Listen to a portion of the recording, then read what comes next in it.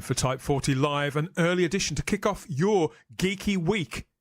Across your view screen, as always, Rumble, X, YouTube and Facebook, keeping track of all 5 dimensions for all things Doctor Who, serving our takes back to a live chat full of fellow friends, fans and companions just like you. And we're hitting up that big news story. It got fans counting the sleeps to Easter, didn't it? Classic Doctor Who's coming back to the archives. We've let the story breathe, but we're back with lots to say, lots to share. Joined by our special guest panelist. He's a peerless podcaster and missing episode mega mind. It's unmissable. It's Type 40 Live.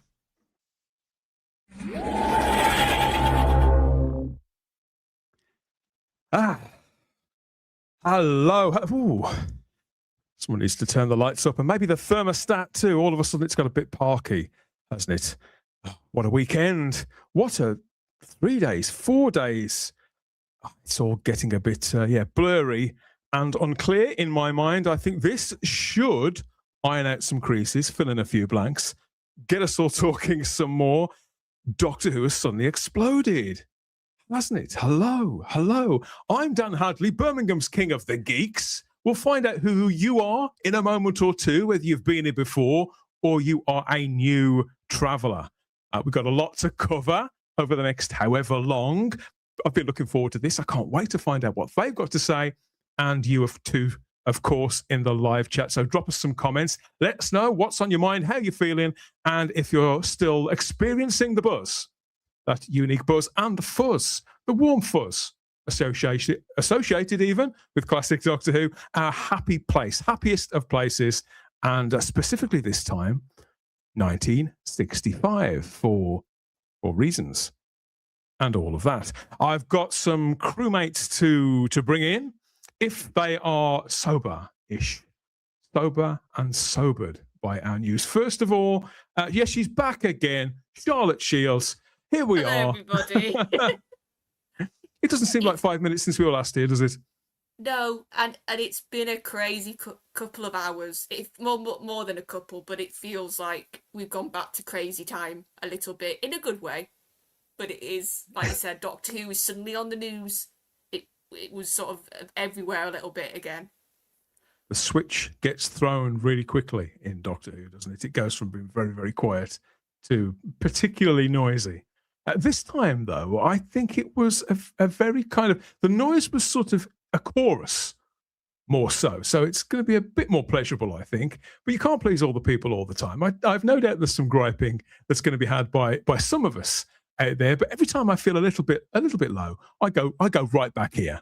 There's plenty of room, a standing room, only one chair, as is often the case. I think we'll have to see if David and Luke are going to fight for it, and we can put bets on the winner. Hi guys, you okay? I'll let him. Hello everybody. I'll let him sit on my lap. That's a lovely image. As soon as you mentioned the sober thing, I was like, that chat is going to absolutely crucify me already. I was like, here we go. Yeah. Poor thing. I've met it. But Wales won at the rugby. Well, like, what is going on? Yes, we did. First time we won at home. First time we won at home in the Six Nations since 2022. God, what a time to be alive. Did you beat Nepal or something? No, we beat Italy, who beat England the week before. So technically...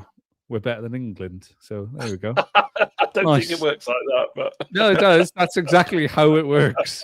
They're losing me. They're losing me already. I was going to say our chat. You thought they were crucifying you before, Luke. After that comment, good luck. Yeah. That is the only news I care about this week. Well, you may say that now. You won't feel that way in an hour or so once we get these levers and switches working, Luke. We'll pull you in with all this fabulous talk from the dawn, practically the dawn of Doctor Who, and the warmest and coziest and fuzziest of TV images, I suppose, from way back then that are making their way back to the archives. Who needs the present day when we can go right the way back there?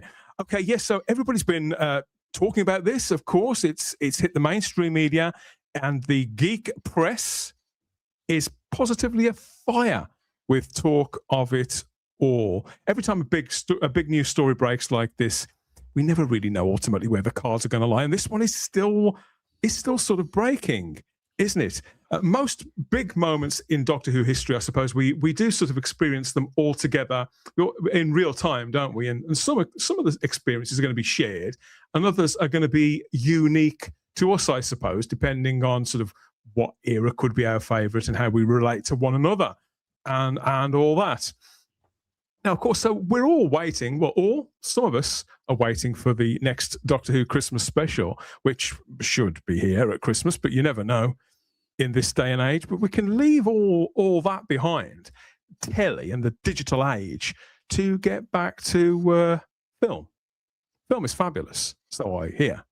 And if none of us are particular experts on that, I think we've got the right kind of ringer in who definitely is to fill in some blanks.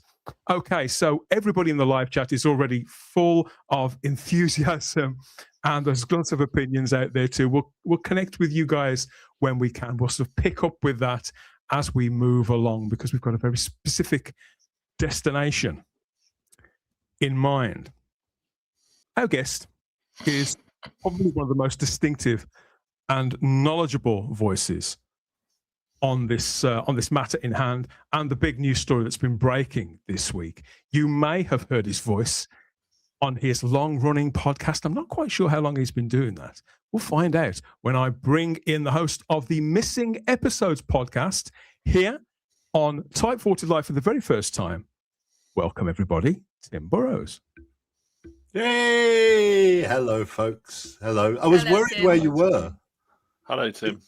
Hi. I in fact messaged Dan to check he was all right, because there had been no Type 40 output about the missing episodes. So on the Friday night when I'd caught up with everything, I thought, right, I'm going to see what other people are saying. And there was nothing.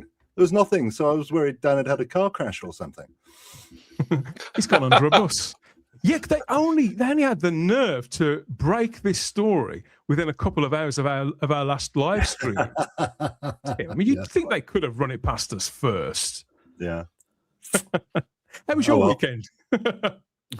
My weekend was okay. I've slept now, but there was a long period without sleep because it all happened really quickly.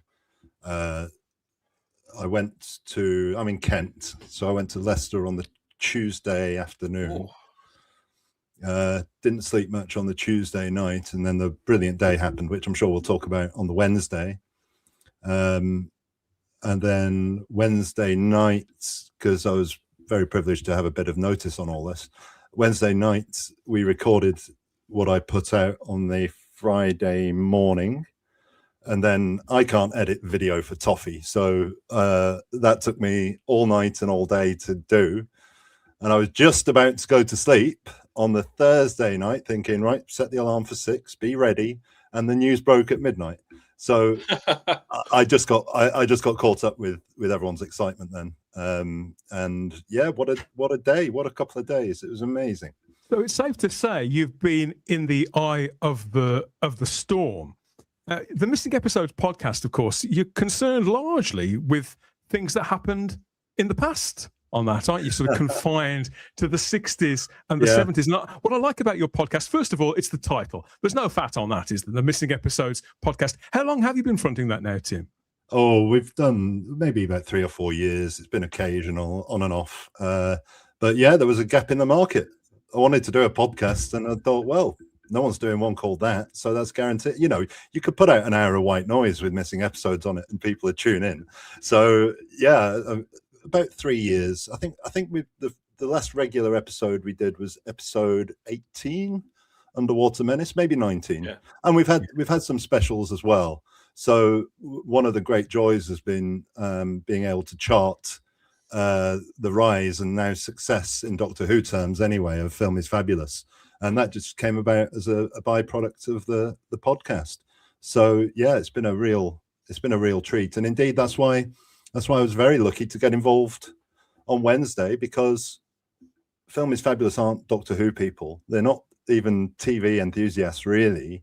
So as far as they know, I'm it. and they know Toby, and they know Gavin and Oliver, who also went just because of their interactions with fandom.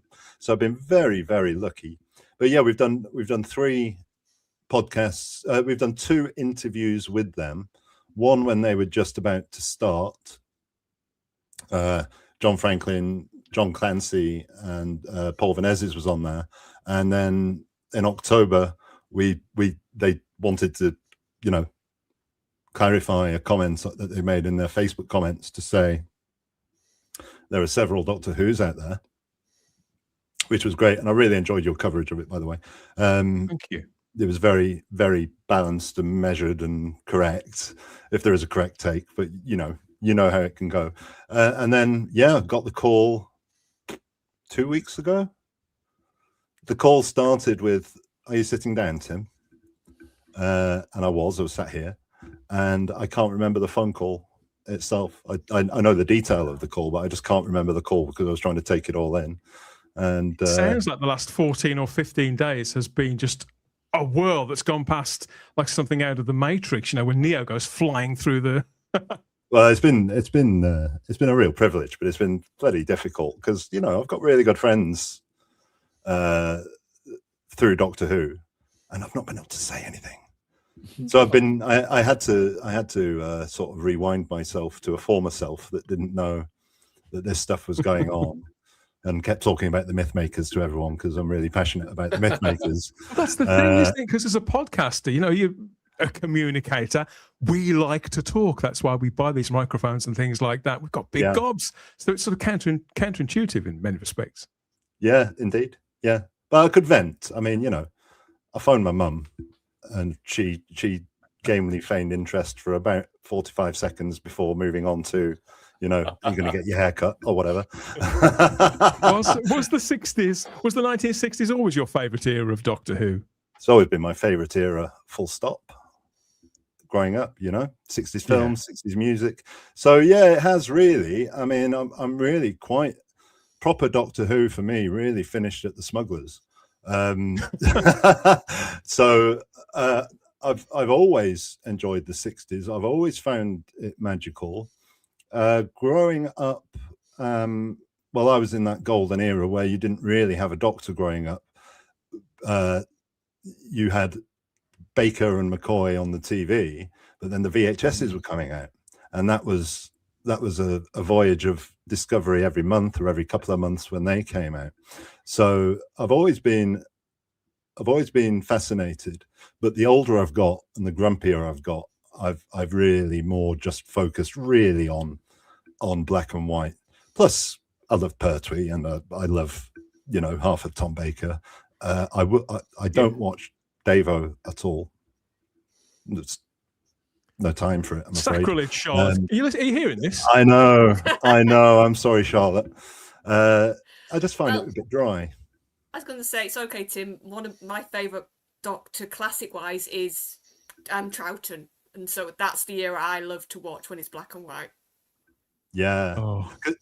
Because growing up when I did, there was hardly any black and white Doctor Who available at all. So the second VHS that I got was The Seeds of Death. And I watched that to death.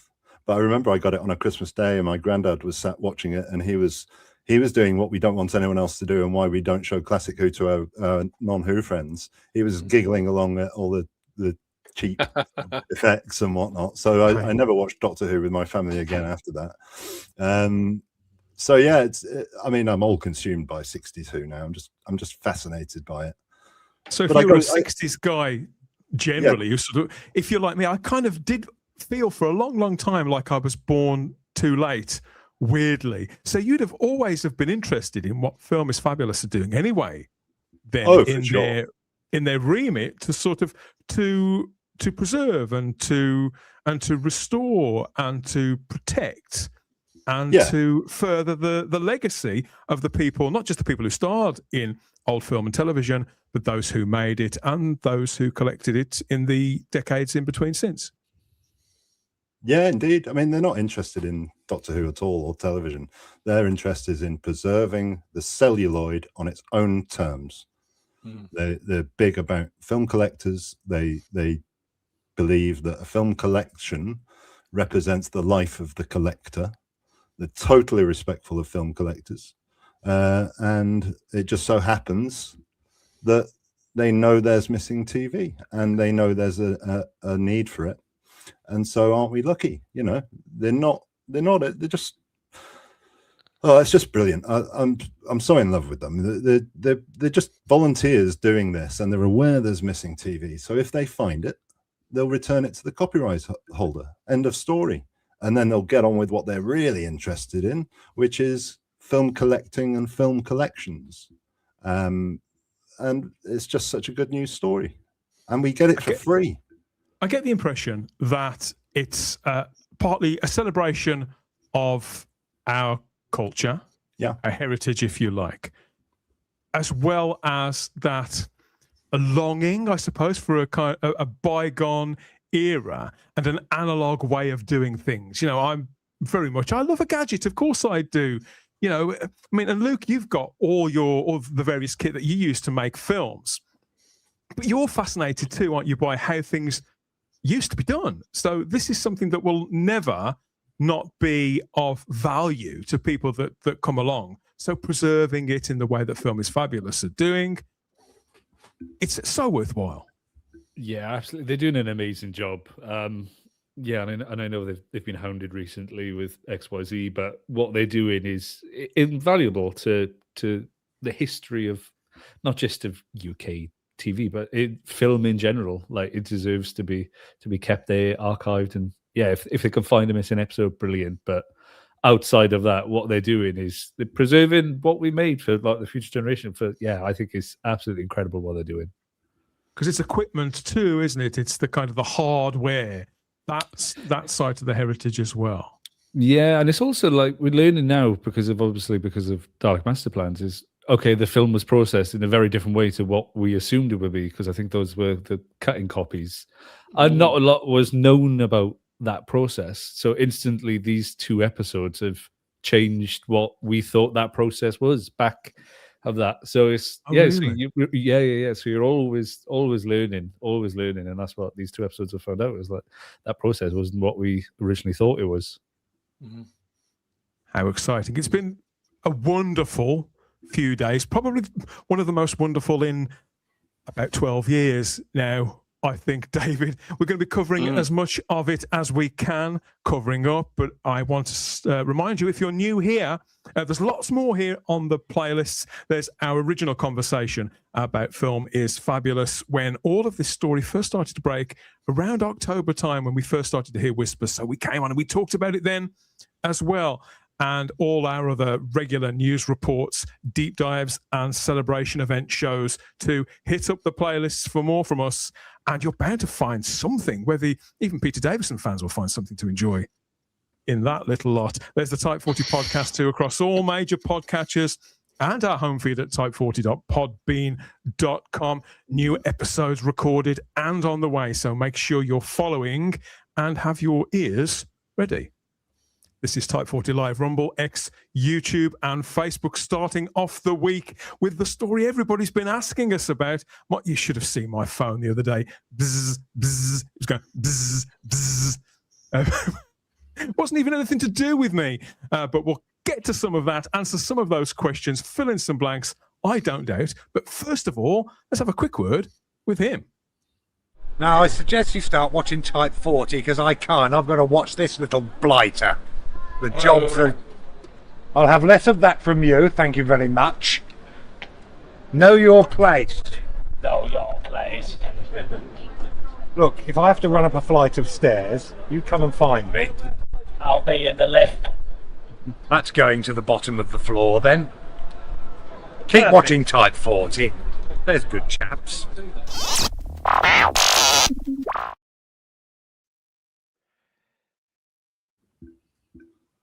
Yeah, so just after we last met here, as we always do, within a couple of hours, a massive story broke. This was one which we'd sort of teased, might be on the way, maybe, on the last Type 40 Live. Regardless of what we thought we could smell in the air, though none of us had the faintest idea, really, that the Whoniverse had just got its first major win in a really long time. At midnight on Friday the 13th, Leicester-based charity Film is Fabulous confirmed it has found 2 missing episodes from the 1965 serial The Dalek Master Plan, and the 16mm reels. They represent the first recovery of any missing Doctor Who material in 12 and a half years, isn't it? The episodes in question are the first and the third parts of the fabled epic from season 3, and they are being meticulously restored, apparently, by the BBC for a special release in a couple of weeks' time. Blimey, my head's spinning just thinking about it. It was all over the news that morning, and we'd got promotional reels running on BBC Breakfast. We'd got clips turning up on new media places like YouTube. We'd got bespoke content made by people close to those exciting unfolding events. What a day. And you were right in the thick of it, weren't you, Tim? I mean, it does sound like it was a real rush. Has it come down at all now? Are you able to think clearly? Well, I've come down a little bit, but somebody posted the list of existing episodes versus missing episodes, and just seeing it's master plan 1, 2, 3, 5, 10 gave me goosebumps.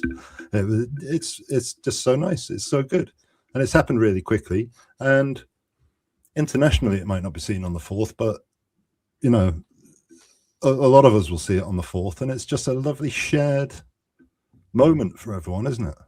There's nothing quite like the feeling of a missing episode coming back and watching it. And it doesn't happen very often. As you say, it's 12 and a half, 13 years ago since it last happened. So there's nothing quite like it. I'm really jealous for any younger fans who are experiencing this sensation for the first time. It's magical. Seeing really a headline like this literally everywhere, places where Doctor Who fans wouldn't necessarily go first, and places where the other people in our lives may get in touch and say, have you seen this story about that old show that you like? It's kind of like that. And David, I don't know about how you feel when it comes to occasions like this, whether you always remember where you were when this story broke, but I'll never forget the frustration of having finished live streaming and then seeing this news break and thinking, oh God, couldn't they have left it either done it earlier or announced it later? But where were you when you saw this news? I was cleaning the kitchen before I went to bed. There you go. And my phone just pinged with a BBC News update. And I just went, oh God, what's happened in Iran now? And what's Donald Trump said now? Oh God, and it was this. And I just went, I did a double take, because I think one of my last comments on the live stream on Thursday was, no, we all need to be patient, and I'm sure there will be an announcement coming very soon, or soon, I think I said. I didn't expect that to be an hour and 50 minutes later. So I was overjoyed. And being it the Daleks master plan next to the massacre of St. Bartholomew's Eve, this is probably the biggest thing, because as a kid at 13, my local library had the Target novelization of The Mutation of Time, which was the second book in John Peel's brilliant novelization of the Daleks master plan, and I could never get Mission to the Unknown, so I only ever had half the Dalek story of that till I managed to get that later when eBay came about. And I remember reading both books 1 and 2, and I just think, oh God, why can't we have this on in its entirety? Why can't we have it? Because this is almost like space warfare Doctor Who. And what I particularly love about William Hartnell's period as the Doctor is that it was very experimental. There was a lot of darkness as well. in that time, such as, you know, episode 4 of the massacre, when everybody gets spoilers killed. You know, it was very it was very, very dark and very experimental, and I was just thinking, oh my god, although I love the Cushing movies, although I love the Hartnell Daleks and Daleks Invasion of Earth, and I simply adore, as a guilty pleasure, The Chase, I just think, oh, but this has got everything in it, though. This is just like Terry Nation's best work, along with a lot of help from Dennis Spooner. And I just thought, why have we not got this on TV or as available as TV for video? And I was just really angry when, obviously, that the first I ever heard of the missing episodes was when the for the 30th anniversary they did a repeat of Planet of the Daleks, and I think it was before episode 3, which was the black and white one.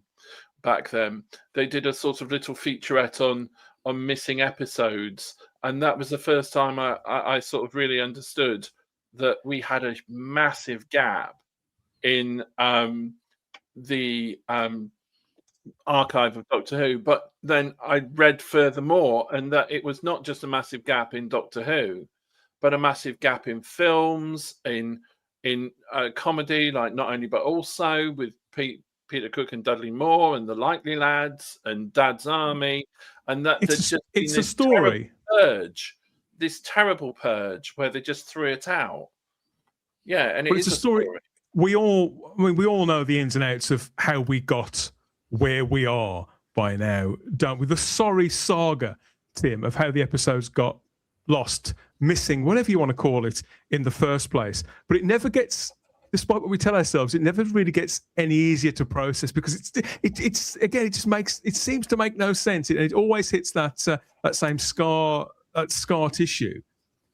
Yeah. But then again, when moments like this happen, the euphoria that sweeps through fan base, it brings together people who may not have spoken for a couple of months because of some silly tiff you may have had about something. A couple of months, couple of years even.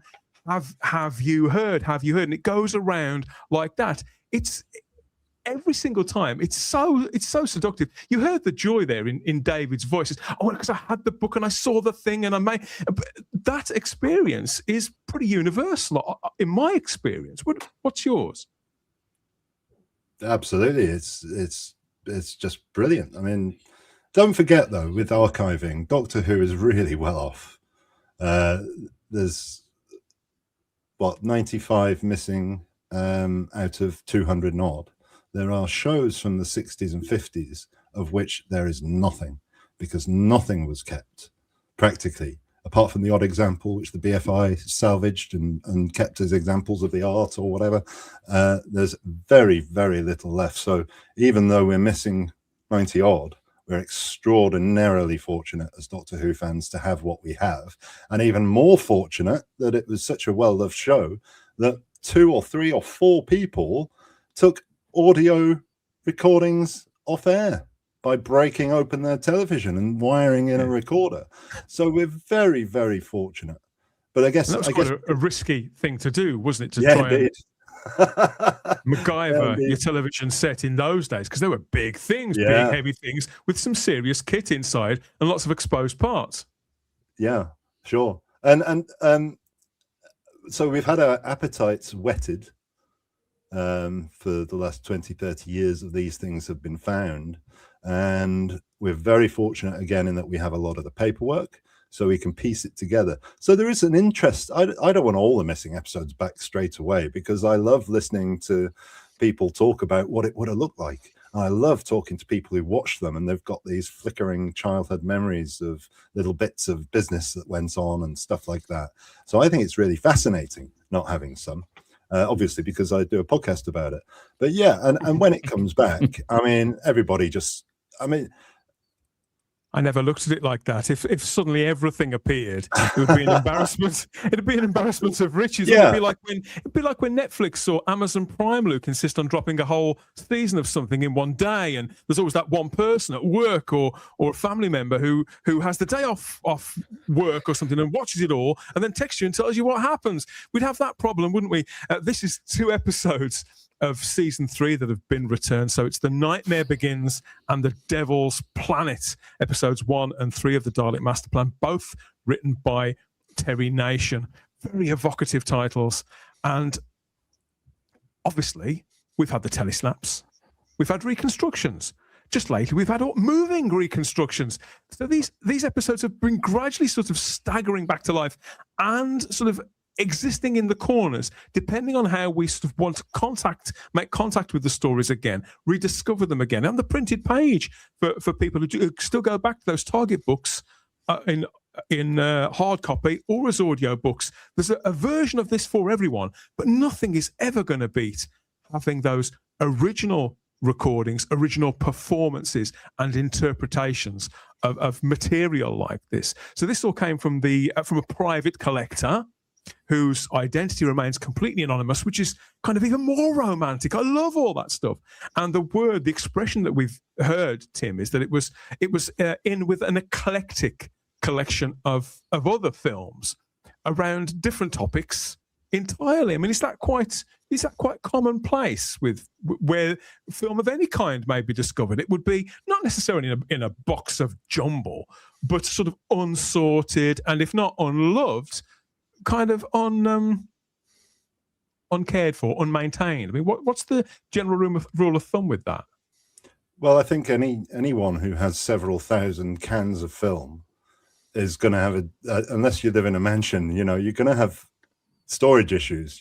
They're big and they're heavy, and so the circumstances of this particular collector aren't being disclosed. But his passion was trains, as it was for so many of that generation. Yeah. And if he's acquired a couple of hundred films at some point, and there happens to be a box of Doctor Who in there, well, he'll take it and he'll keep hold of it. I can't sort through my 1,500 Blu-rays, and I don't know where they are. And sometimes I buy a Blu-ray instead of trying to find it. Well, I know somebody, Tim, who worked in the cinema throughout the 50s and the 60s, and then he went to work in sort of electricals and things like that as the world changed. But he's never kind of left that part of his life behind him. And now he's well into retirement. His fascination is with not necessarily the films themselves, but the art of projecting them. So it could be that in many respects, old film cans and reels and things like that are fodder for somebody to pursue that interest. And it doesn't matter at all what they're projecting. It's sort of raw material to feed that. I mean, it doesn't matter how we get any of it back, does it? And sincerely, it doesn't matter who. I think that we should obviously send out whether they're still with us or whether they've passed on. We send our gratitude however we can, and just be thankful that someone was caring for them, or even if it was just putting a roof over their heads. Absolutely. I mean, if you look into film collecting events and film fairs, as I've been doing over the last couple of years, no one's going to tell me that these 60 and 70-year-old men are interested in watching Disney stuff, for instance, but they do it because they like projecting it. They like the engineering of the machine. They like the quality of the print and the quality of the sound. And to me, it's almost like whatever they're showing is secondary. And because they're into that quality, then TV on film isn't very high quality at all. It's not cinema. So they're really interested in films. And the other thing is, and you've hit on it, is it's a nostalgia thing as well. So like I'm interested in Doctor Who because I was interested in it when I was a kid. They're going to be interested in all sorts of things. And that will reflect in their film collections. So trains, agriculture, who knows? But Yeah, that's how it kind goes. of That's how why- we that's used where the to live, eclectic comes how from. it used to be done. Because there are people really interested in specifically locomotive trains, aren't they? And they go and maybe have a long weekend, David, where their idea of a good time is sort of putting on a pair of overalls and shoveling coal into a sort of a hole. Yeah. Well, that's about 15 inches by 15 square. And Exactly. That's the time of their lives. For example, Pete Waterman is a huge bit, despite being a fantastic producer of pop records. He's a steam enthusiast. You've got people like Fred Dibner, who had to climb chimneys with just a rope and his corned beef sandwiches, because that's what he loved. You've got coin collectors, you've got stamp collectors, it's from a generation also, which I said on our original talk about Film is Fabulous, which, if you'll just give me a moment, I'll just love to repeat. It's my granddad's generation who, after the war, whether they fought in the war or helped the war effort or lived through it, there was an intense period of hardship for many, many years after the war. And when he was into collecting, he loved collecting coins. So he would just get a new or a first edition stamp of a new picture stamp, and he had no idea what stamps he had. It was just a form of habit. Oh, a new stamp's come out today, so I'm going to get that first edition stamp or that first edition coin. And they never, that generation, because they'd lived through so much hardship, they hated things being thrown away. And I could imagine if you were a projectionist, like I believe it was a projectionist in Yorkshire, who kept hold of a Laurel and Hardy film that was in better condition than the film that was found under the ice rink, and it was just in his shed for all those years, because he couldn't bear the thought that after the screening had finished, that film would get destroyed and thrown away, and what a terrible waste it would be. And I think that generation, we often blame for, or is often blamed for not recycling and anything like that. But actually, they were the first recyclers, really, because they didn't want anything to waste. They didn't want anything to throw away. So they would keep it to make sure that it could be preserved, because who knows? And there was a little thought, who knows also with some people, with collectors, it could be worth something for my children and for future generations. If not monetary value, for sentimental value, for education, for history purposes. And it's a testament to that generation of individuals, of whom sometimes are reflected unfairly, and I would say that are reflected unfairly, with the fact that through their generosity and through their caring nature, they've allowed us into a window of their time, which is just beautiful. Yeah, and I would say the word that I associate with that whole feeling that you, Tim, and David was talking about is dedication. And I think that's what we are so thankful for, that whether it's film collectors or, like you said, collectors in general, that they will do everything they can. And that's dedication. It's passion. It's funny that you guys were talking. It reminded me of something to do with trains. And it's the fact that on my dad's side, his brother actually was part of a voluntary group that kept an actual steam engine. They kept it up, they kept it going. And it was just purely for the love of it. It wasn't like a commercial thing. And my dad has told me about that. And just for me, it was the image, and just to think of how much work they would have to do. And they were in their 60s, these blokes. They weren't young men that were keeping this steam engine, being able to at least do little runs or do some sort of.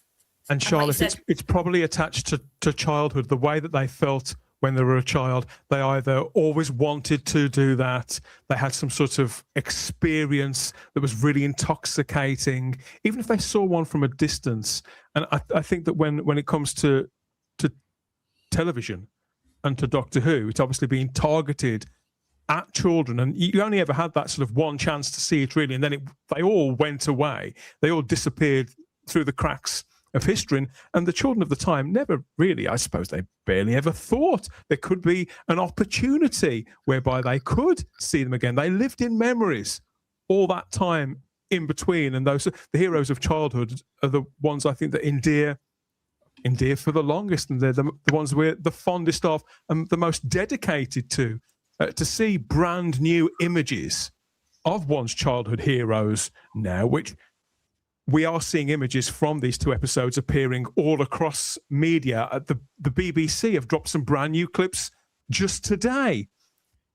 Even this is really, really seductive. And because the methods of restoration, Tim, are better than ever, yeah, in some respects, yes, they're in black and white, but they're starting to look sharper, cleaner, crisper.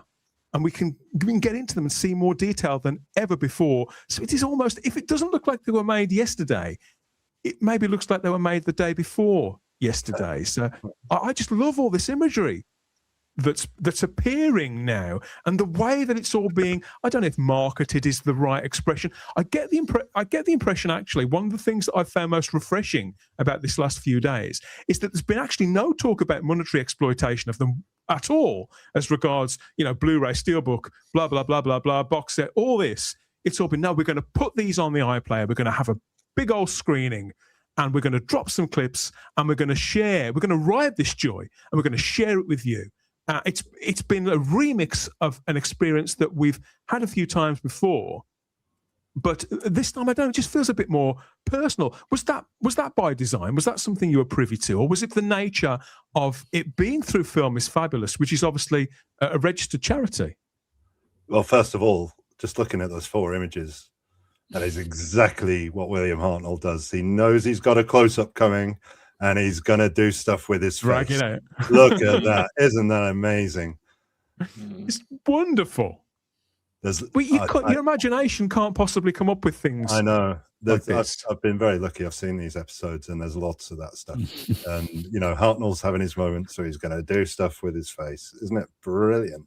Well, that's another reason why I wanted to talk to you, because obviously people have got in touch with all of us, and probably you too. But we've all had a very similar experience. You know, you anticipate, what if this, what if that? You know, when you hear there's a possibility something may have been found, and then the story breaks, but we're all in the same situation. It's a kind of another waiting game, and we can enjoy what pops out. But yeah, you have seen them. You've touched the cans themselves. You've spoken to the people involved. Well, let's go back to your first point, which I failed to answer because I was mesmerized by Hartnell's close-up acting. It is by design in that Film is Fabulous have one of their missions is to make sure that if they're lucky enough to get something that other people want to see, there's no point in returning it to an archive for it to sit on the shelf gathering dust. So one of their missions is to make sure that any recovered material is screened as widely as possible. So I believe it's they who said get it on the iPlayer, which is wonderful. Sorry, Dan, what was the third question, second question? It's the quality of the image, I suppose. Oh, sure. Yeah. I mean, the prints are complete. I watched a raw scan at Leicester, but these have been, it looks to me like they've been further cleaned and graded. And so when they're on the iPlayer, they'll have had digital cleaning and regrading. And then I imagine by the time they make it to physical release, that VidFire would have been done, which I love, by the way. I really enjoy VidFire. And then they'll look really great. And, you know, have no doubts, they're more than watchable. You know, they're more watchable than some of the stuff they've got on iPlayer. So if you go and seek out Reign of Terror episode 2 and try watching that now, you're not going to get more than 2 or 3 minutes in. So we're extremely fortunate that these copies are complete, in good shape. I was sat just about where that camera is, I think, in the cinema, and it looked great. It was fine. And if there's the odd scratch and mark, who cares? And where was the cinema, the theatre again, where this event was happening, where Toby, a friend of the show, Toby Haydock, managed to, I think he got Peter Purves there under false pretenses. Am I right? In the nicest possible way? Peter was invited to attend the sort of media day about what it's like working in 60s TV. I don't know whether they mentioned Doctor Who or what, but so he was invited under that false pretense. And he'd not been well, but he wanted to go because he's friends with Toby, and it sounded like an interesting day. And so, yeah, he got there. And there have been clips on the news. But so Toby got him from the car, walked him to the front door. And when Peter, you asked where? Sorry, it was at the Phoenix in Leicester, which is a art centre and cinema, which has links to the university. And sorry, De Montfort University.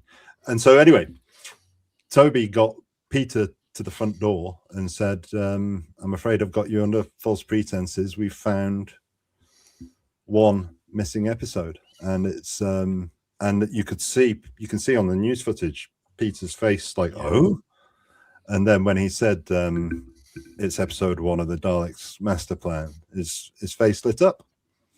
But so we went and watched the episode. There he is watching it, and after that, he was told, "Well, we could watch episode 2 because that exists, but we're not going to do that because we're going to watch episode 3 because we found that as well." and they went, "You're kidding!" And yeah, it was so special to him. He was visibly moved, and he knew. Sorry, Charlotte. He knew exactly how many of his episodes existed. Did he really? Yeah, and he was absolutely made up. And the rest of the day, he walked in, tired and had a long drive and all the rest of it. He'd been driven a long way rather, and all the rest of it. And he walked out, and he wasn't using his stick so much, and his face was full of color, and it was just lovely. Rejuvenated. We got this post from social media that was shared by Oliver Crocker, Charlotte, and he said this was my incredible view of two friends enjoying a pair of long lost Doctor Who missing episodes recovered by Film is Fabulous. BBC News asked for Peter to sit alone, but the great man insisted that Toby share this special experience with him. And Oliver reminded everybody to, if you can, to donate to Film is Fabulous as well. I mean, again, the spirit of this being shared, the spirit of this being a communal thing, a charitable thing. I just like the vibe of it, Charlotte. I do. Yeah, it must be so odd when you're personally involved in, whether you're an actor, whether you're maybe a director that's still with us, or something, like you creatively have been a part of this thing that's been missing. I mean, as fans, we're emotional. As fans, we've got that link. But for Peter, this must have been such, like, the most joyous thing he could have seen.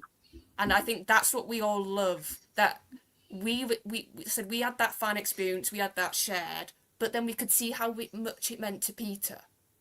And I think this sort of just shows how this show, it has that connection. And I've always spoke about a connection with Doctor Who and a link, and it sort of gets you.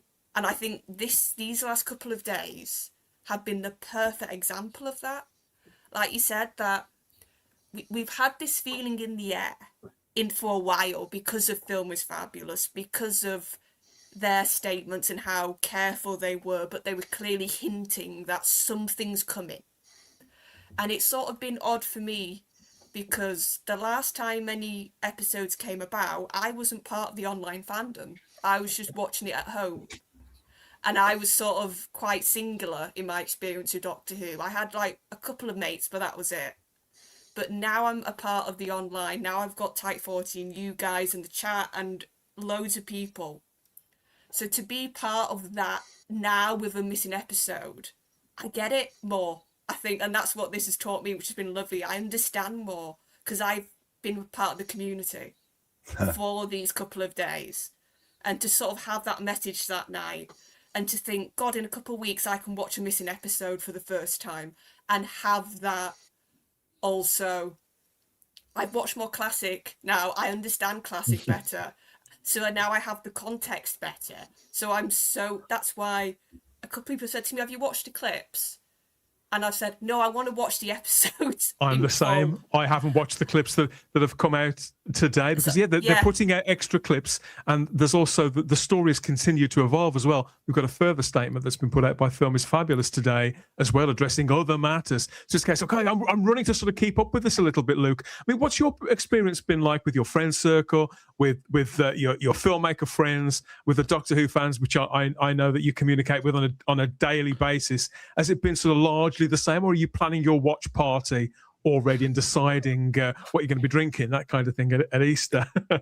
I was literally planning the watch party as this podcast started. I think Rob was listening to it. Rob was listening, bless him. And I was like, right, Easter Sunday. So I've spoken to Rob, I've spoken to Carly. I haven't spoken to Brando yet, but I will speak to Brando. So it's like, yeah, April 4th, hopefully.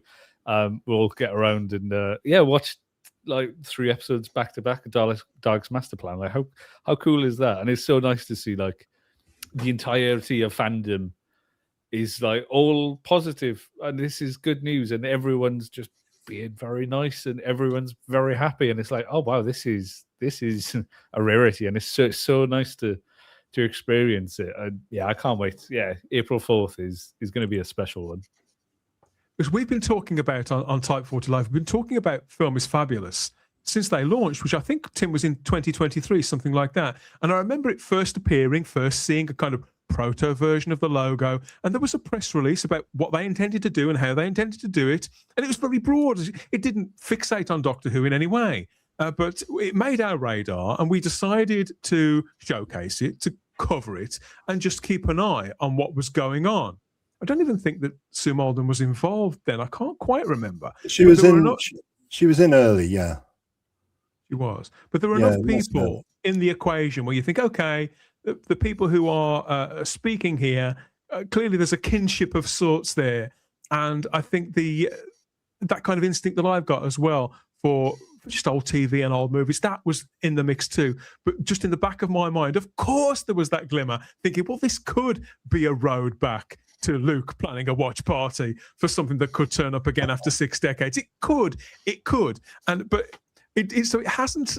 It's not only vindicated my interest and us continuing to showcase it here at Type 40 and Type 40 Live, but more to the point, more importantly, it's sort of a vindication, really, of a method potentially of retrieving, returning, preserving the old film cans, old material that hadn't been tried before. Every example that we'd heard before, it was very clean, wasn't it? People go looking, people who are informed, you have a location or a place or a person, you go to said location or person, you knock the door, can I have a butcher's? You either can or you can't. Oh, well, it was a very obvious, very linear method that hadn't ever altered. I would imagine that money sometimes changed hands, blah, blah, blah, blah, blah. But this sounded and felt completely different from the get-go, to the point where a lot of people within the fandom couldn't relate to it, couldn't imagine, couldn't envisage how it would work, and were even suspicious of it too. But in actuality, the model that's been kind of innovated, I feel, by Film is Fabulous with this has been proven to be certainly valid over the last few days. I mean, you could say, okay, it's just one collection. It's just, you could look at it. You could be conservative about this and think, well, it's just this, it's just that. But actually, it's a massive vindication for everything that they've been doing over the last 3 years. If you go to a stamp collector and say, well, I'd just like your penny blacks, please. And I'll give you £1,000 for them. They're going to slam the door in your face. Because collectors collects and people fall in love with their collections, whether they know what's there or not.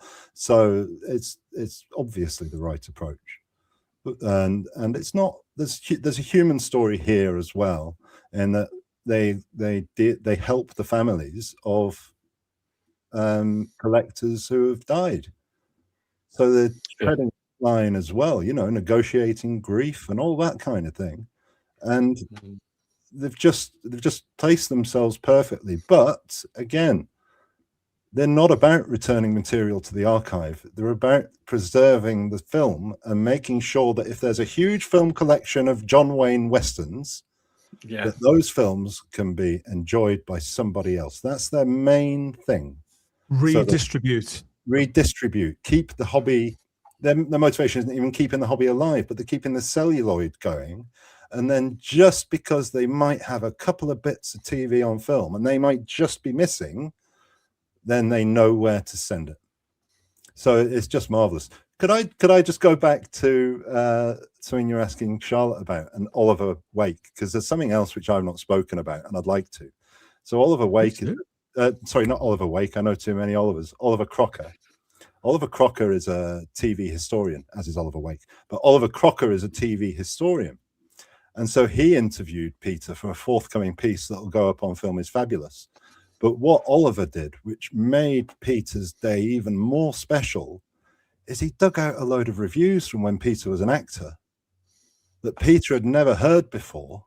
So when he was on the stage and whatnot. Wow. I don't know exactly what. I walked past and I heard Oliver reading out this review where Peter affected a particularly good Scottish accent or something. And Peter was sat there gobsmacked because he'd never heard this before. So when that interview finished, which was the last one of the day, Peter came over and said, "This guy has just told me things about myself which nobody ever had."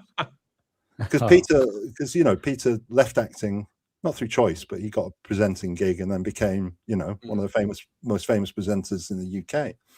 So he also got that out of Wednesday as well. So that piece will be along on the Film is Fabulous pages for everyone to read and enjoy. But it was just, he was so touched by it all. Peter Purves is a national treasure. There's no two ways about that.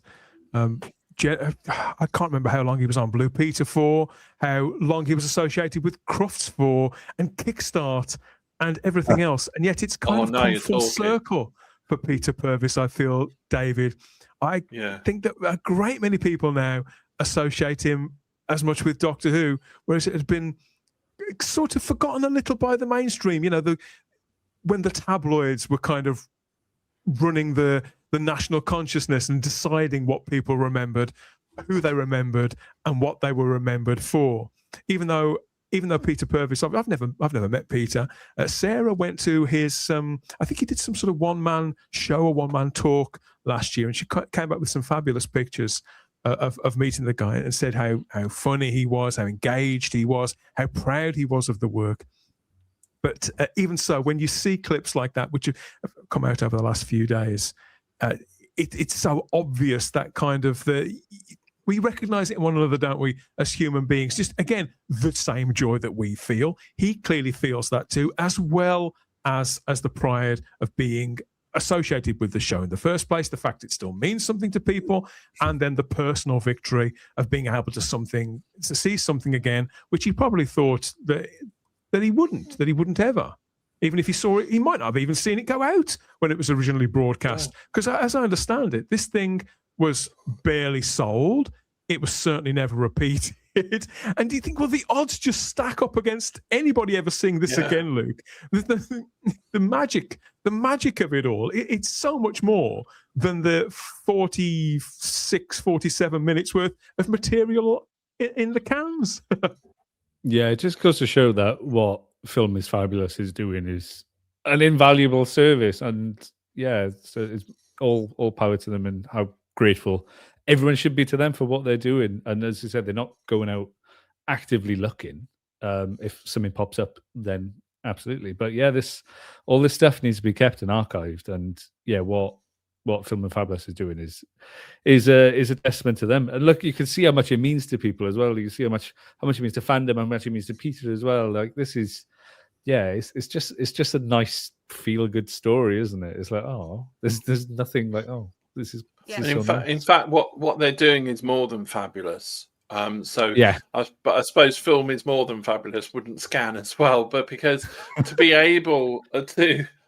Sorry, I do apologise, but it's a poor joke. But on a serious matter, what they are doing to negotiate such a difficult situation with people of whom maybe nearing the end of their life, maybe seriously unwell, are dealing with families who've loved a lost one and are faced with trying to disseminate the estate and trying to navigate the whole range of emotions that people will be going under, then negotiating with the original rights holders, while trying to keep all parties convivial, so to speak. It takes a lot of skill and a lot of courage and a lot of bravery and a lot of really sensitive work to be able to carry that out. Do you think sometimes that amazing? Do you think sometimes, David, that we can get into the mindset whereby, and we've gone sort of too far in the other direction, from idolizing stars from TV and movies to almost making them and their experience a little bit more mundane and everyday? Well, they were paid for a gig. They turned up, they did the job, picked up the money, and they went home. But actually, this stuff forms the kind of the patchwork of their own lives. And when you can sort of reach back and see it. I've been thinking, for example, about the late Adrian Hill. I saw a fact again on social media, Tim. I think it was on X, that's saying with the return of these 2 episodes, that we've gone from having sort of really very little, and we now have something like 95% of all of the actresses' contribution to Doctor Who now back. It exists again. And I thought, God, how little do I know about this actress? I thought, well, her family must be pleased. And I thought, well, did she have any family? I don't know. I know so little about her. And so I think, well, I must find out about her. That's on me. And it opens up, and I've been following this show for years. It just opens it all up. So if it opens up for me, it'll open up for Charlotte, for Luke, for David, for everybody, whatever age group you are, wherever you are in the world, it will open up the work of another fabulous actress who, for a time, was part of this really special show. Yeah, I mean, when I first started reading about Doctor Who, I mean, Katarina seemed impossibly missing. It seemed extremely exotic. Yeah. But now, as you say, I mean, she only comes in for the last couple of minutes, 5 minutes of the Mythmakers. And at the end of episode 3, Dalek's Master Plan, she's about to throw herself out of an airlock. So we really have, spoilers, sorry, really have the vast majority. No, you've ruined it now. So yeah, it's remarkable, really. We've got most of her performance, and she is heavily in episode 1. Lots of great close-ups. There you go, of her nursing Stephen and so on, and dealing with what a visual. One of the things I got really excited about when I was going to watch this episode was just the thought of Brett Vion in the TARDIS. It's just an image that we didn't have. So Tim, Nick Cole, in his first episode, it's like Troughton on Skaro in Evil. They're just weird juxtapositions of ideas. And Brett Vion in the TARDIS and the magnetic chair stuff. I got very excited about that. Tim, is it the first episode where William Hartnell does his most brilliant confusion of the script and said, she thinks I'm some kind of dog, a god. Right. I dispute this intensely. This was always that Peter Purvis doesn't know what he's talking about. Yeah. So that's sorry, Peter, if you're watching. That's at the end of the Mythmakers. Ah, right. And the line that leads up to it is Doctor something, and then he goes, Doctor, are you a god or something? I can't remember. Someone in the chat will know. So he starts his response with, I am not a doc, instead of I am not a god, because he's hearing doctor. That's what I think. What I think went on. But there are some great fluffs in these episodes. I mean, we've got them on audio, so it's not a spoiler. But there's a bit in episode 1 where he gets brain and brawn confused. So his brain, is it or brawn or brain or brawn? And then in episode 3, the Daleks will stop at anything to prevent us. And he gets the line just wrong, but there's this enormous zoom in on him as he says it and some eye acting. So bless him. He it's just part of the territory. These guys were turning out 40 odd episodes a year. Yeah. And he was learning scripts and so on and so forth. But the thing about William Hartnell is it's easy to forget how much of his first Doctor is actually performance. Because when you hear some of the interviews that came to light, he sounds completely different. And you see some of his other stuff on film, he's completely different. So the fluffs are part of the charm for me. I did have a titter when they happened in the screening the other day, but they don't detract at all. It's just part of the charm of the show. But I think it was you, David, as well, who said there's not a lot to laugh at in these episodes. They're grim. No, not at all. They are They grim. are very dark. Part Very of a dark, I grim remember. season. Wiles wanted to kill everyone. So at the end of Galaxy 4, everyone dies. At the end of The Mythmakers, which is a 3-part comedy of manners, everybody dies. Dalek's Master Plan, everybody dies. Massacre, everybody dies. Yeah, there's a bloodlust here. Yeah. We're going to connect now with the live chat, Tim. We've got some questions here on these exciting announcements over the last few days. We've got some questions, we've got some queries, we've got people sharing their joy and their experiences too. And there may even be a question or two for you as well. So let's go and see what they've got to say over there in the live chat. Hi guys, and welcome to Type 40.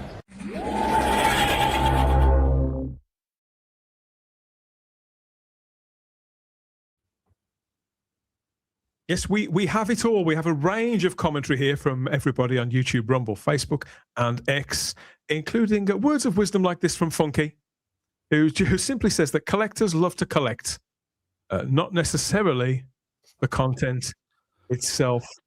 And Woodhouse122 says it was amazing to hear that these films weren't even projected by the man who had them. He just hadn't got round to it, presumably. That's kind of what we were talking about earlier on, isn't it? Yeah. Part and parcel. We've got lots of people saying good evening and just people really happy and buzzing, Charlotte, in the way that you described earlier on. Stephen O'Neill says, I watched the 3 episodes of the Dalek Master Plan that are already on the BBC iPlayer, and it whetted my appetite for these 2 episodes that they've discovered. So people will go running back to refamiliarize themselves with what's there, or maybe do, like David, go back to the Target book or something to get their fix until Easter. It could be a thing. Well, 1 and 3 are better than the existing 3, I think. So you've got it all to look forward to. Tension, I remember from the audio. Tension. Yeah. Yes. To get the first 3 episodes to enjoy, an uninterrupted quarter of the story is just amazing, adds Stephen Braddock. And he also added, I know I said in the live chat on Thursday's live show, I can be impatient for the missing episodes. Little did I know it would be 1 hour, 50 minutes later. Little did any of us know, Stephen. So thank you for your commentary and for sharing the experience with us. And Funky adds, Tim, that I'll never say Friday the 13th is unlucky again. There you go. 53 episodes of Troughton missing and 42 of Hartnell missing. See, people keep a running tally, don't they? Sounds like Peter Purvis does too, from what you were saying, though. So he's in good company, isn't he? Oh, Stephen O'Neill there. For sure. I still want more Hartnell, though. Yeah, definitely. People do. They say, "Oh, which one do you want to come back? Would you want this or would you want that?" And I've never cared. We get what we get. I don't mind. Woodhouse122 adds, as regards being able to see these episodes, I hope the BBC can sort something out for fans in the States, Canada, and down under to see these episodes, where of course they can't get the BBC iPlayer, can they? So there may be something may make itself obvious over the coming months, I would imagine. Tim, what have you got an opinion about that? I don't know. It's I'm not concerned with it. It's nothing to do with me, above my pay grade. But that is marketing. That is a kind of exploitation, is it? Once it's back with the copyright holder, I suppose they can do what they like with it. Then the main thing is that it's back, and I am not envious of people in Australia, Canada, US who can't get a VPN. Yeah. who can't watch these things. But that's not to the detriment of Film is Fabulous. They've done what they're doing. They've got the films back. Luckily, people in the UK will be able to watch them on the 4th, and everything will follow after that, I'm sure. So yeah, it might be a bit more of a wait, but I'm sure they'll sort it out. We've got a comment here from Stephen Reese, Charlotte. He says, I'm slightly confused. Some people are still confused because it all came out in somewhat of a flurry. And it's great having sort of official accounts and articles and things like that. But we don't always have a chance to read literally everything, do we? But Stephen says I'm slightly confused. Were these 6 discoveries bonus films that weren't part of the finds that Film is Fabulous initially discovered from that collector who sadly passed away? Tim, let me explain what's happened here. So when the news broke on one of the forums, somebody asked, are these the 2 episodes that Paul Venezes spoke about 10 years ago? Right? Oh, I remember that, yeah. And Paul's response was, no, these are bonus finds. So that's where this word bonus find, bonus film has come in. So the collector that Film is Fabulous spoke of in October is indeed where these films came from. So Film is Fabulous knew that they had 1, and when they actually got the collection and managed to look at everything, they realized there were 6 Doctor Who episodes in it, 2 of which were the missing ones, and then there was episodes 2 and 3 of Serial B, The Daleks, Dead Planet, whatever you want to call it, episode 1 of The Chase, and episode 1 of The Web Planet. So this is the same story that was told in October. I see. I was aware that there appeared to be some sort of confusion out there, but I wasn't really sure where it had come from. And I hadn't heard that expression before either, bonus finds. That probably would explain this statement. There's a big statement from Film is Fabulous that was put out today, which is up on their social medias for people to read in full. But they said, just here to start it off, they said Film is Fabulous have issued a statement to provide further clarity, greater detail, and a simpler explanation to ensure a better understanding on the recovery of the 2 missing episodes of Doctor Who. And there's a web link you can click there as well to go straight to that. And they went on to say that the Film is Fabulous team understand the positivity relating to the return of the 2 missing episodes of Doctor Who.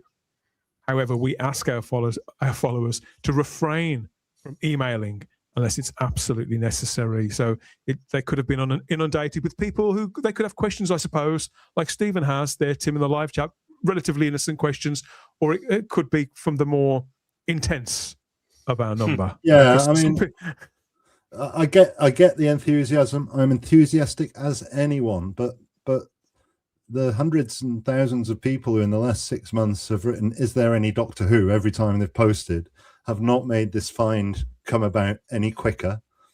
And so this week, when people are going to start saying, is there any Doctor Who on their socials, you're not going to make it come about any quicker. They don't need emailing to say thank you. I'm sure they love it. Just say thank you on the Facebook page. End of. They don't need it. It's a very, very small team of people involved. Very small, a handful. And they don't need to be spending their time dealing with Doctor Who queries. Whatever has just happened in the last week has happened regardless of any interactions with Doctor Who fans. We've got forums, we've got podcasts, we can celebrate there. The best thing anybody can do, if they want to have that feeling again from Friday, the best thing anybody can do is, sure, say thank you on their Facebook page, but throw them a tenner, throw them a fiver if you are able, because they need money. They're volunteers. They don't have other funding at present, and they need to hire vans. Sometimes they need to buy collections. And I dare say that the fans who have contributed so far helped make this last discovery happen. So you can be a part of it, and you can put your fiver in or your tenner in or subscribe or whatever, and then you've done something yourself. And isn't that marvelous? So they're not They've also got this fabulous YouTube channel as well, Tim, which it seems to be growing. day by day over the last few it is days. now, yeah.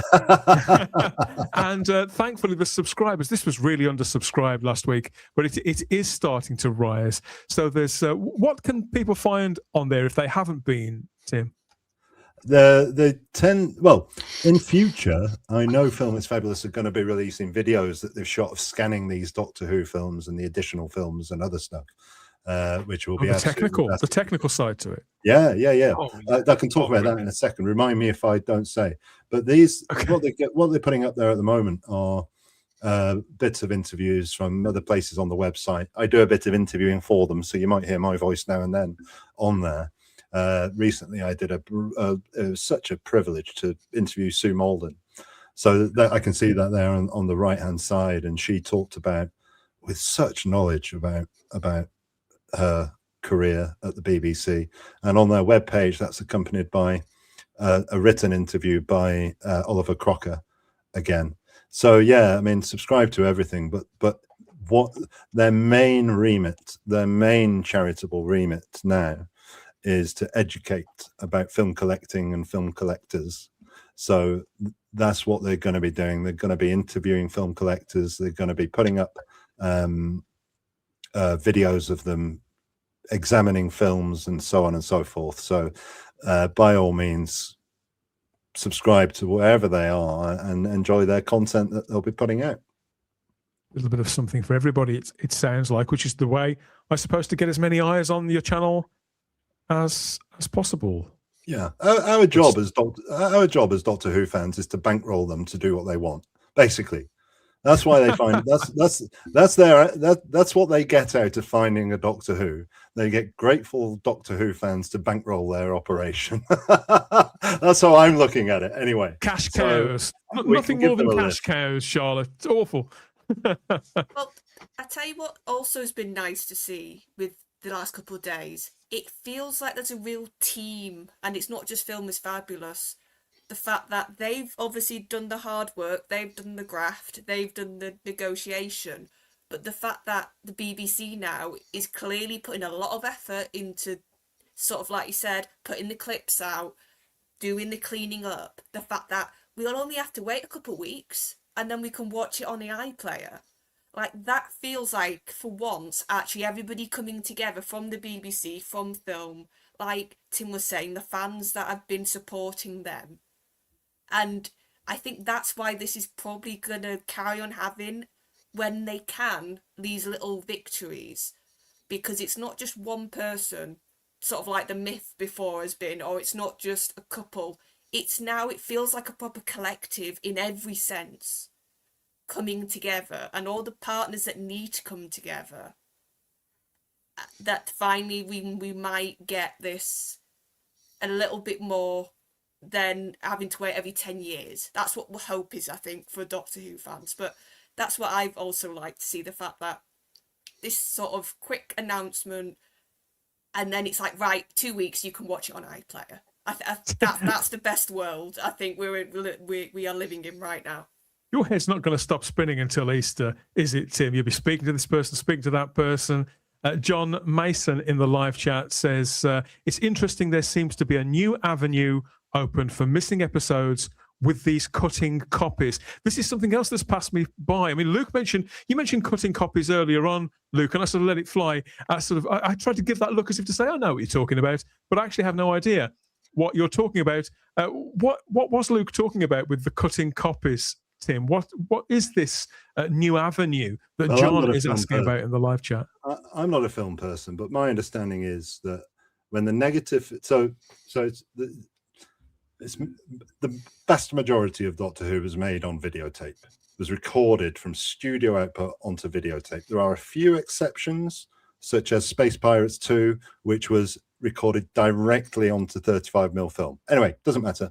But so when they broadcast, or after or before, when they broadcast the videotape, they then telerecord it or film record it, which means that when it's being broadcast, it's being projected onto a screen, and then that is it. Then they take a film of that, and that becomes a negative, right?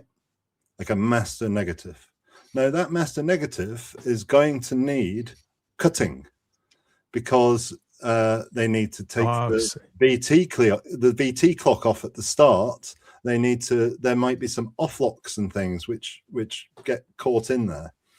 So the film developer would then send a cutting copy to the BBC, who would say, "Will you mark this up, please, for where you want the cuts in the neg?" Yeah. So that cutting copy is then redundant, because it gets sent back to, well, the neg cutter, the guy who alters the negative, will then do what's said on the cutting copy, and your cutting copy is redundant. And then once they've got their neg in shape, they can then run off sales prints. So this is my proper nod of actual understanding now, rather than my I'll pretend I understand and worry about it later nod. I get it. so John, I mean, I hope I sounded like I knew what I was talking about, but I've been begging people to tell me what it means. So that's my understanding of it. I might not have got all the terminology right. So it's easy to forget how wasteful and how much film was knocking around at the BBC to try and get any film prints made for overseas sale. And, you know, there weren't just enterprises having film. There was public service films that were kept in archives, such as BBC News broadcasts and things like that. There were loads of negs knocking around and all sorts of stuff. So there was so much film knocking around that there are more opportunities for things to have survived. And indeed, John Franklin said on the podcast when we announced the finds, he thinks that some of the copies that we already have may well be cutting copies. So this doesn't mean that someone can walk into whichever of the many labs were being used to develop film, that you can walk in, open the cupboard, and the Highlanders is going to be there. It doesn't mean that, because all of these labs are out of business. But what it does is it lets us think about things in a different way, and why things might survive. Also increases the chances of things surviving, because Highlanders being a good example, barely sold overseas. So we've always been focused on sales copies, which is something we go on about on the podcast. But now we know that, well, there are cutting copies made. There might also have been answer copies made, which were, you know, the technical default, the technical fault prints and stuff like that. So it's exciting. It's interesting. Doesn't mean there's more out there, because this all happened 60 years ago. But there are more ways. We can be more optimistic about things surviving, which we thought never could, apart from Beast of Stephen, which is not a cat in hell's chance. So you're going all guns at the moment with the Missing Episodes podcast material, aren't you? So there's audio podcasts and there's video material on your YouTube channel as well, isn't there? This 2 episodes returned in particular has understandably done very, very well for you, hasn't it? But there's lots more on your feed too. He's so excited. He's knocked over I'm destroying the flat. He's just knocked over some cans of film, which he hasn't even checked. He's just found that it's just found the Feast of Stephen in his Blu-ray collection. That's Space Pirates Part 1. So yeah. I want you to give the podcast now a harder sell. What do you do, and where can people find it, Tim? Well, just Google Doctor Who: The Missing Episodes podcast. What we do is we take a forensic, detailed look at what the show would have looked like. We assess it from start to finish. We sometimes get some really clever guests on who can talk to you about what the camera scripts tell us, so what it would have looked like. We give the story a review. We talk about things like direction and what that might have looked like, sometimes by looking at what that director did on other shows, and then we talk about the chances of any more of it turning up. It's a deep dive. They're very long, sometimes longer than the programs themselves, but it's a joy to do, purely because the guests want to come on and they want to research the story that we're covering. And yeah, it's a lot of fun.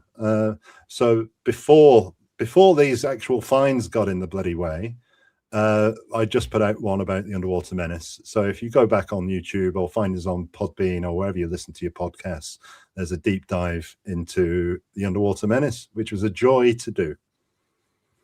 I'm an avid listener, folks in the chat. Give it a listen. It is a fantastic podcast.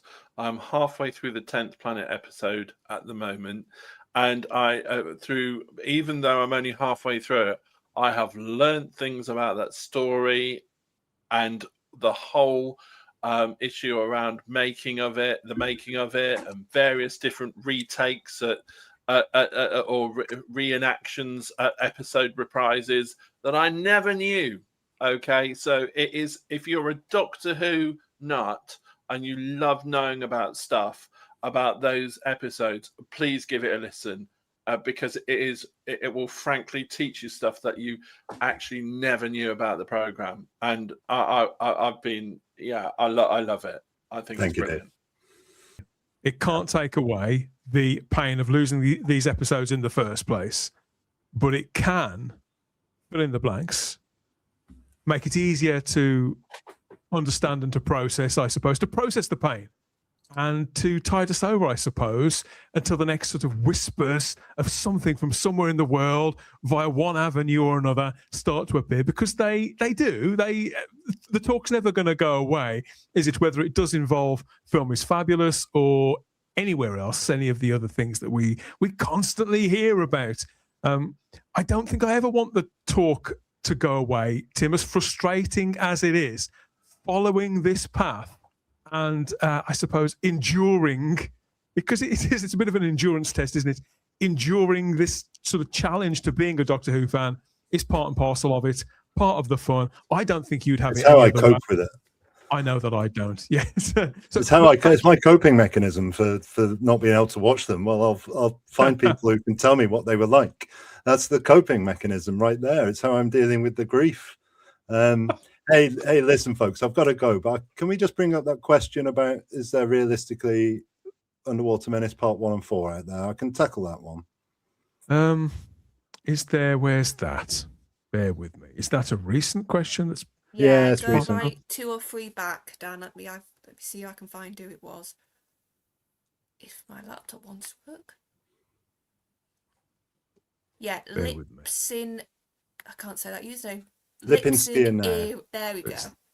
Them, but they did ask, Tim, do you think Underwater Menace Parts 1 and 2 are realistically out there? Well, we've had our understanding turned on its head recently, but Underwater Menace in particular is of interest because Underwater Menace Part 2 came back in 2011, along with Galaxy 4 Part 3, Airlock. So we know that when those films were being junked, and these are ex-sales copies because the splices that Damien Shanahan found that were cut out of episode 2 fit perfectly into the film that was found in 2011. So at that moment, when those films were being junked, we know somebody was salvaging them. So in particular, when anyone mentions Underwater Menace or Galaxy 4, you think, yeah, all right, there's a chance that they could be out there. But now we've got this whole other cutting copy. Every single episode of Doctor Who that went to Enterprises would have had a cutting copy made. So there's another route for them to survive. Now, all this happened 50 years ago, and they've not showed up yet. But we don't have to worry that there were never copies out there, you know? And we've got an example of Underwater Menace's one next door neighbor in the pile surviving. So I'm holding a flame for it because it's really good. Underwater Menace Part 1. Keep the flame of hope burning bright.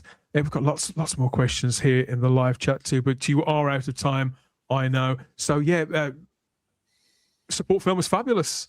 It's the general mission statement, isn't it, Tim? And explore the wonder of the Missing Episode podcast with yourself and assorted guests. Thank you so much for having me on. It's been a pleasure, and you've done really well on this channel to rattle the coffers. So keep doing that, and maybe there's no guarantees in it, but maybe we'll get lucky again if they're able to access some more collections and collect them and look through them. And if they can't find Doctor Who, then they'll find something else. And they'll be helping families and stuff. So it's a really brilliant cause. But yeah, sorry, I've got to go because I've got to jump on another call. Thank you. Well, you're welcome to come back at any time. It doesn't have to be in the eye of any kind of storm. but we could take some more questions, couldn't we? They're coming in thick and fast now. People have got them coming. Can I come on and trash the Davison era with you all? I'm going. All right. You can go off, people. You know. Go on. Fighting words, Tim. Sorry. Cheers, Tim. Cheers, Tim. Take care. Thank Enjoy the you. rest of your evening. Thanks, Bye. Tim. Oh, that won't go down popular with us lot, will it? Oh. Not impressed with this trash talk of Davison. I thought Sarah was back for a minute. Okay, so support film is fabulous is the general mission, everybody. The link is in the description of every video and podcast here at Type 40. And we'll continue in everything that we can do to keep you informed on what's going on there and to raise awareness however we can. We've got a quote here from BBC Archive. They've spoken about it too. I didn't even know this place existed until recently. They've said here, this is Noreen Adams, who's the director of BBC Archives, Luke. We're thrilled to have worked with the team at Film is Fabulous to bring these lost Doctor Who episodes to viewers on the iPlayer this Easter. BBC Archives have been working to restore the original recordings and update these to broadcast quality, ensuring fans can enjoy a little extra treat with their Easter eggs this April. I don't think I've looked forward to Easter so much since I was about 8, quite honestly. But it is the buzz is more than evident there in the live chat on YouTube, Rumble, Facebook, and X. And speaking to Tim, obviously being well connected, well informed, it's one thing. You think, I'd love to know everything that's going on, but then again, would you like to be in a place where you've barely slept for 5 days? I think that the trade-off, Luke. Yeah. I'm unsure. I'm unsure of this, but no, it was great to have Tim come on and answer so many questions. Thank you, everyone. We'll see if we can make our way through some more here. We'll do our best to answer what we can of the questions that have come along since. So, no Davison dissing, says Funky. I'm a Davison man. Lips Ink Ear Now says would love more Adamant and the Likely Lads to come back. Well, yeah, that's we could go on forever with other shows, couldn't we? Busy man, Tim. Thanks for your time. There's lots of gratitude in the live chat as well. So thank you for making Tim so welcome, everyone. Because obviously this guy's being pulled from pillar to post at the moment, and he's been meaning to come on for quite some time. Thank you, Tim. Lip Sync. I know he'll probably watch this back afterwards. Cheers, Tim, for answering my question. Says Lip Sync. Here now, I really appreciate it. Be good to have episode 1 back. So this is the Underwater Menace, wasn't it, Charlotte? Simply to have an earlier Troughton. Was that his 3rd or 4th story? It was very early on, I think, wasn't it? I can't remember. But yeah, like I said, it's brilliant. We've got Hartnell. But like I said, for my sort of love for Troughton, that's my little wish next, that we get a Troughton. That's very much what I'm hoping here's for. one. Here's one for you, Charlotte. 10th Planet episode 4 or Power of the Daleks episode 1, if you had to choose. See, that's mean. You're giving me Hartnell's goodbye story. See, I don't play any of these sort of trade-off games. It's a big thing with Doctor Who fans. If you could lose 3 or 4 episodes to get some back, which ones get? My mind just never goes there. Yeah. Never ever. People dissing on the animations that have been put out in recent years. You know, I know a lot of people don't like it. I like some more than others. But as I was saying earlier on, whether it's books, audiobooks, recons, AI, however it brings these stories back to life, depending on the kind of person that you are, it's all fine. It's all fine by me. We've got to talk about photocopier repairs in the live chat. I think I'll leave you guys to that.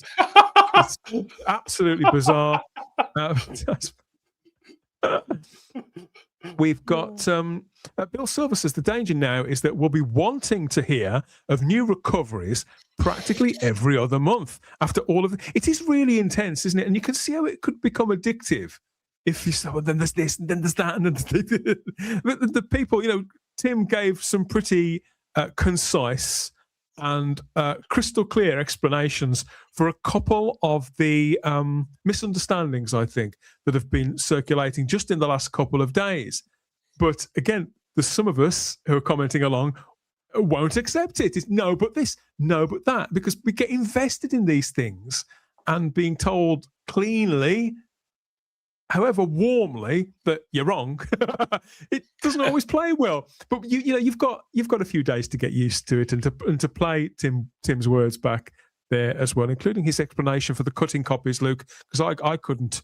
I'd never even heard of that. I'd never heard of the bonus films. I'd never heard of cutting copies. So it's all an education. It's all an education to me. It opens up other places to explore, such as old labs and ex-employees to harass, suggest limps in sync. Leave these people alone, everybody. Leave these people alone. Okay, yeah. Exciting times.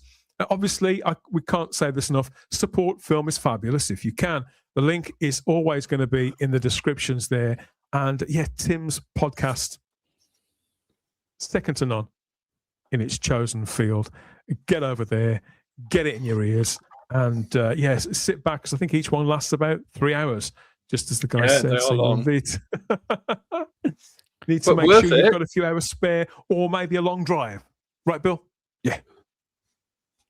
Well, just to give an example, Dan, if I may, about the 10th planet, and I don't want to spoil it for people, but they talk about the reprise from on episode 2 being completely reshot rather than running it in from the end of episode 1, and talk about the differences in it. So there's some really, really good meaty stuff there for people who love Doctor Who, and how they went about producing it, and how they went about recording it, and lots of different things. So it really, it is long, but it is really worthwhile listening to it, because you will probably find out stuff that you never knew about some of those stories. I'd certainly rather listen to that and them than Russell T Davies, but he has entered the fray on this. He put this out on Instagram. 2 missing Doctor Who episodes found, all caps, found. The Nightmare Begins and Devil's Planet from 1965. What titles? I agree, they're great titles. Lost for 61 years. Best of all, these will be made available for free on the BBC iPlayer come April. Huge thanks to the amazing people at Film is Fabulous for finding these and returning them safely. They're a registered charity doing great work. Help them out if you can. And all that. So, yeah, there's been words from Russell T Davies. There's been some really touching video from Toby and Peter. Obviously, I don't want to put words in anybody's mouths, but as I said earlier on, this is proof of concept, Luke, that this way of recovering, preserving works. We've just got to keep everything crossed, haven't we? That there could be more in the future, and support them however we can. I think that what's the song? Don't Stop Believing. But who was that? I'm not singing. I'm not singing on this again. I sing too much. You'd have people turning off in their droves. But yeah, no, like can't just repeating myself constantly. It's like what Film and Fabulous is doing. Maybe we'll see more Doctor Who turn up. Maybe we'll see some Dad's Army or some Avengers, or like who knows what is out there. And the cutting copies just opens it up. I believe I think it was heavily rumored that the Ice Warriors now has come out. The Ice Warriors was a cut-in copy. So who knows? Who knows now? So potentially every Doctor Who episode is out there. So roll on April the 4th, when these 2 episodes are going to be on the iPlayer. That's the plan. At any rate, I think they're still being worked on right now. Happy days on the way, unless you're the Daleks, of course. They're not going to be having a great time, I suspect. Well done to everyone involved. More bits of the classic show coming back to us bit by bit. There is going to be a screening as well, which I think is at the BFI. This is something that's been organised. It's been organised by Film is Fabulous themselves. So there is going to be a screening.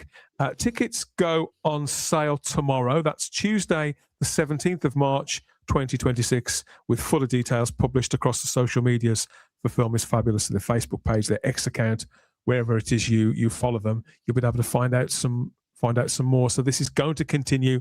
The breaking story, it's still breaking. We're getting more clips, we're getting more talk, and heaven knows when the episodes are viewable, you'll get outtakes on them as well, on the experience of seeing episodes of Doctor Who that have been lost for 6 decades. Whole performances, in fact, that we've never seen before. So stay tuned. You can share your opinions as well, of course. We're kind of living Doctor Who history all together, aren't we? I wouldn't have it any other way. Hello, this is Sue Molden. On behalf of the team, I'd like to say how overwhelmed and extremely grateful we are to everyone who has donated so far. The response has been magnificent, and we are especially grateful to those who have pledged regular donations. A big thank you from all of us at Film is Fabulous.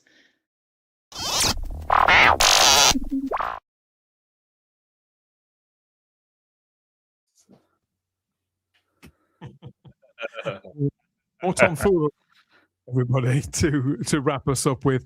Okay, that was a blast. Thank you for all the comments, all the questions. We hope we've satisfied some of them where we could. Thank you to Tim Burrows of the Missing Episode podcast. Again, a real privilege to have Tim's company on this. He is one of the most authoritative voices on this topic. And yeah, he's seen these episodes. I hadn't realized he'd actually seen them himself, but there he is holding one of the precious cans. It looks like a prop of sorts. I didn't think that was the real can at first. It looks like it's been painted, but it is true artifacts. And we'll keep covering this story, of course. So keep listening and keep watching us here at Type 40 and Type 40 Live as well. Come and say hello to us in the usual places and share your view on this story too. Any further questions that you may have, Instagram and X at Type 40 Doctor Who, or join the debate, the celebration, and keep the buzz going over there in the Type 40 Facebook group with all our friends and other members. Getting some feedback, if you like, questions that may spring to mind later on, predictions for what could happen in the future, either more discoveries, rediscoveries, or maybe innovations in the restoration, for example, and the preservation of vintage material. Yeah, we'd like to hear about all of that. So send us your feedback through SpeakPipe. The link is in the description. The playlist is full of more of the same, really. More deep dives and off-the-cuff reports, I suppose you could say, of breaking news stories, as well as deep dives on particular eras and topics. More of that coming up in a little while, as well as our rolling news coverage, what's happening in Doctor Who on the weekly. Get the Type 40 podcast across all major podcatchers and our home feed, type40.podbean.com. What a few days. What a story. What a life. What a fandom. Thank you, everybody, for being willing to jump on this one. And yeah, I'm not going to... 12 years is a long time. I think I'd forgotten how this felt, David. I'd forgotten. Yeah. It does feel different this time. As somebody once, it does feel like we are in a new era, but I think I feel closer to it than ever. I don't know if it's being on the show, being able to share it all with you guys, or simply the way that Film is Fabulous at doing it, just being that bit more transparent. I don't know. Yeah, it just feels more optimistic, doesn't it? Because if you've ever gone on forums and the missing episodes forums, and you've had the update saying, well, we've practically searched everywhere that got sold a copy of a certain thing and we have not found anything, so that there will always be 97 missing episodes, and hearing things like that in the past, and it's that sort of air of resignation. But because of the way that these were found and the way that the whole new concept of, or the whole new discovery of how these were transferred to film and the cutting copies issue, it just opens so many other doors of possibility that it's just all it relies on now is people's patience. And we all know that can be a fickle thing for some. But all I say is just be patient, and you never know. Something may turn up, or it may not. But actually, because we know the different way of how this was found now and the different processes, who knows? And that's what's exciting. It's reignited the hope. So yes, it does feel different this time, but it feels more positive. Doug Anderson in the live chat says, thanks to both Type 40 and Tim for both podcasts. My two preferred podcasts. I hope Peter Purvis will discuss his day on his own podcast soon too. Yeah, Peter's podcast is fantastic. He's the bastard. He's delivered some great. Have you heard this show? It's fantastic. It's amazing. I mean, obviously, there's nothing you could tell Peter Purvis about broadcasting or interviewing. But again, they're so easy to listen to. It's like, it's like eavesdropping on a normal conversation. And he makes it look and sound so easy. A real class act, Peter Purvis. And we've talked about his podcast before. And maybe we'll try and drag him on at some point, whether he wants to or not, Charlotte. But I've forgotten to plug that. But yeah, you're quite right, Doug. It is wonderful. Let's hope they don't saturate. Oh, come on. Let's leave that. Oh, no. This is a nice conversation. Christmas has come early for Doctor Who fans at Easter with these 2 Hartnell episodes, says Stephen O'Neill. Yeah, it is weird to be looking forward to Easter.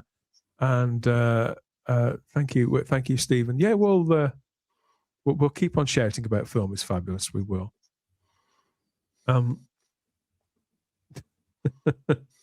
More people chomping at the bit for Power of the Daleks. Appetite for that is never gonna go away.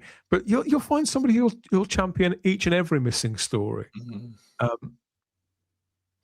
It's also excellent that Kaleidoscope is looking for lost TV media, long established. I think they're about to hit up an anniversary as well, Kaleidoscope.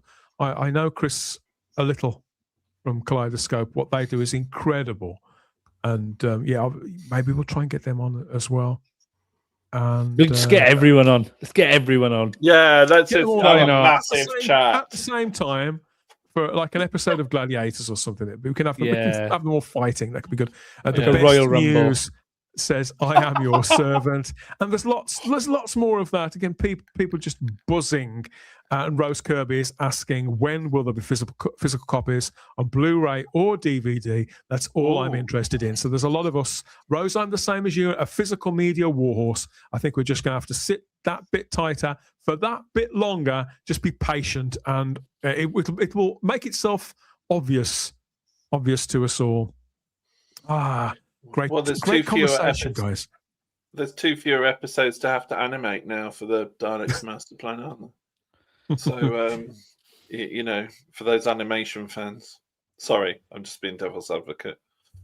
Thanks for being part of this, everybody. We didn't even know we were going to be doing this until a few days ago, but that's part of the joy of live streaming. We will be back, of course, in just a few days' time with more Type 40 Live, more classic talk as well. Thursday from 7:30 with the Big Who. It's our big event show for this month. It's out. Mine's here already. Let loose on Blu-ray, whether Tim likes it or not. Season 21, starring Peter Davison. I can't wait to compare notes, faves and foibles, rants and raves when we go back to 1984 on the next edition of Type 40 Live to celebrate Season 21 on Blu-ray. You can't have too much of the classic era, I think, whoever the Doctor is. Luke, thanks for coming in on this one, mate. I hope you've enjoyed yourself. It's good to hear it from kind of the horse's mouth or the horse next to the horse's mouth. In the case of I got well confused. I thought this was Thursday. I was like, I got a nice weekend to chill. I was like, this podcast had thrown me for a little while. I was like, I'm back in work tomorrow, back in the office. Hump day. You got a hump day to get through after all, mate. Sorry. I got a few, Jesus. Yeah, but no, it's great. It's brilliant news. Can't wait for that viewing party. There'll be chocolate and Daleks It'll be a very fun Easter. It's what Easter's all about, isn't it? Dalek's master plan. It's what it was intended to be. You can put vodka in the sort of like shells of the big Easter eggs and drink out of it, and then have a bit of chocolate afterwards. Good move. Good move. We've had a lot of new names and faces in the live chat watching this time. Charlotte, what would be your message to them if they've just found us on this edition of the show? What would you suggest they do? Just welcome the craziness and have fun with us. But no, it has been lovely. Like I said, this has been my first experience of a missing episode when it's announced, not coming to it after the fact. So I've really enjoyed being able to share it with you lads and Tim and our chat, and just the people that I had been messaging and chatting with the last couple of days. It's been such a lovely experience. I don't think I could say any better than that. That wraps up this one. Our thanks, our gratitude, and admiration to everyone at Film is Fabulous. A handful of people, according to Tim. Yeah, it's extraordinary what they've managed to do just in this last few months. Obviously, we'll keep supporting. We'll keep talking about it. And our thanks to Tim Burrows as well. Go over there and sample the Missing Episodes podcast too, whether it's across the podcatchers or their YouTube channel. And don't forget to make it back here for our season 21 show. Where's that? Yes, in just a couple of days' time. But until then, we always have the time. If you have the space here at Type 40 Live, thanks again, everybody. We'll see you in a couple of days. Bye-bye.